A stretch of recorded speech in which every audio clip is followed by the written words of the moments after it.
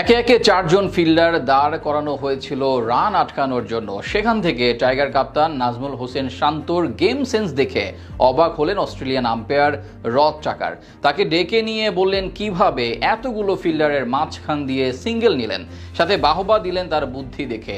শান্তর প্রতি আম্পায়ারের এমন কাণ্ড নিয়ে বিস্তারিত জানবো রিপোর্টে। পুরনো ছবিও কখনো কখনো মিলে যায় বাস্তবতার সঙ্গে। নিজের দেখানো 2 আঙুলের মতো 2 রানের আক্ষেপ নিয়েই গল টেস্টের দ্বিতীয় দিনে ড্রেসিং রুমের পথ ধরেছেন বাংলাদেশ অধিনায়ক নাজমুল হোসেন শান্ত। বৃষ্টি ভেজা গলের মেঘলা আকাশে তাই এদিন যেন মিশে রইল বাঁহাতি এই ব্যাটারের 150 না ছোঁয়ার আক্ষেপটাও। লঙ্কানদের বিপক্ষে গল টেস্টের প্রথম দিন শেষে শান্ত মুশির অল্প দূরেই ছিল নতুন মাইল ফলকের হাতছানি। স্কোরবোর্ডে থাকা টাইগারদের 292 রানের সংগ্রহতে আর 20 রান যোগ করতে পারলেই টেস্টে চতুর্থ উইকেটে হয়ে যেত বাংলাদেশের সর্বোচ্চ রানের জুটি। তবে শেষমেশ হয়নি সে মাইল ফলক ছোঁয়া। আগের দিন লঙ্কান বোলারদের তুলোধুনো করা শান্ত দ্বিতীয় দিনের শুরু থেকে নড়বড়ে থাকায় সে সুযোগ কাজে লাগিয়ে তাকে 148 রানে আউট করেছেন লঙ্কান বোলার আসিতা ফার্নান্দো।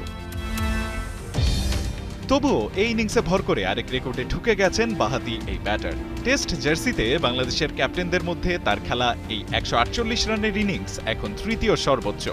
1 নম্বরে আছে মুশফিকের 200 রানের ইনিংসটা। এখানেই শেষ না, ফর্মে না থাকার ধোয়া তুলে সোশ্যাল মিডিয়াতে যে শান্তকে প্রায়ই সমালোচনা করা হয়, আন্তর্জাতিক ক্রিকেটে সব ফরম্যাট মিলিয়ে শেষ 5 ইনিংসে তিনি রান করেছেন 375, গড় 75। আর শেষ 10 ইনিংসের হিসেব করলে গড়টা দাঁড়ায় 54 এর আশেপাশে।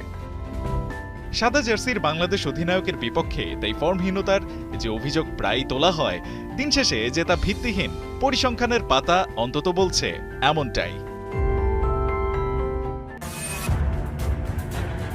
ডাবল সেঞ্চুরির স্বপ্ন পূরণ হলো না নাজমুল শান্তর। রেকর্ড গড়া জুটির পর ফিরলেন সাজঘরে। শান্তর বিদায়ের পর লিটন দাসকে সাথে নিয়ে মুশফিকুর রহিমের লড়াই। রান নিতে গিয়ে লিটন মুশি চলে গেলেন প্রায় একই প্রান্তে। রান আউট করা নিয়ে লঙ্কানদের লঙ্কা কাণ্ড। এদিকে মুশফিকের নয়া বিশ্ব রেকর্ড। আন্তর্জাতিক ক্রিকেটে কখনো বোলিং করেননি এমন ক্রিকেটারদের মধ্যে সর্বোচ্চ রানের মালিক এখন টাইগার মুশি। গল টেস্টের প্রথম দিনে 3 উইকেট হারিয়ে 292 রান তোলে বাংলাদেশ। 2 সেঞ্চুরিয়ান নাজমুল শান্ত ও মুশফিকুর রহিম দ্বিতীয় দিনে মাঠে নামেন দলকে আরও এগিয়ে নিতে। চোখের সামনে তখন ডাবল সেঞ্চুরির স্বপ্ন। সেই লক্ষ্যে ভালোভাবেই এগিয়ে যেতে থাকেন অধিনায়ক শান্ত।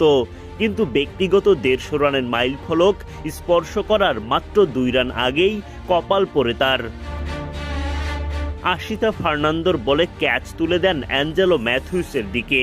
দুর্দান্ত ডাইভে চোখ ধাঁধানো ক্যাচ ম্যাথিউসের। স্বপ্নভঙ্গ শান্তর। হতাশ হয়ে চলে যান ড্রেসিং রুমে।